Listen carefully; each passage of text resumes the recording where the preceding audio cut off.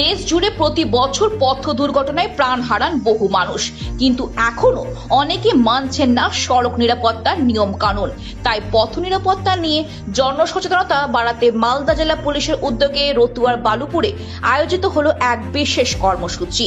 উপস্থিত ছিলেন রতুয়া থানা আইসি মানবেন্দ্র সাহা, মালদা ট্রাফিক বিভাগে আইসি ধনঞ্জয় সরকার, ট্রাফিক এএসআই রঞ্জিত মন্ডল এবং সিভিক ভলেন্টিয়াররা। ধনঞ্জয় সরকার স্পষ্ট বলেন, হেলমেট না পরে বাইক চালানো, মোবাইল চোখ রেখে গাড়ি চালানো, মদ্যপ অবস্থায় রাস্তায় নামা এসবই প্রাণঘাতী অভ্যাস। 4 চাকা গাড়িতে সিট বেল্ট না বাঁধা তো রোজকার ঘটনা। তিনি জানান, পুলিশ প্রশাসন বারবার সচেতন করছে, এখন যারা মানছেন না তাদের বিরুদ্ধে নেওয়া হচ্ছে আইনগত ব্যবস্থা, কাটা হচ্ছে জরিমানাও। আমরা আজকে রতুয়া থানার অন্তর্গত বালুপুরে একটা পথ নিরাপত্তা শিবির অনুষ্ঠিত করলাম।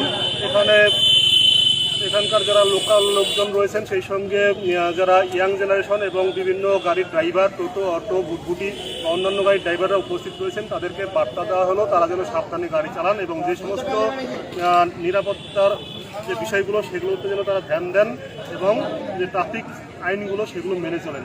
যদি আমরা এটা আরও ভালো করে প্রচার করতে পারি তাহলে কিন্তু পথ নিরাপত্তা যেমন ভালো হবে, দুর্ঘটনার পরিমাণ কমবে এবং মানুষের প্রাণহানি অনেক কমবে বলে আমরা আশা রাখি।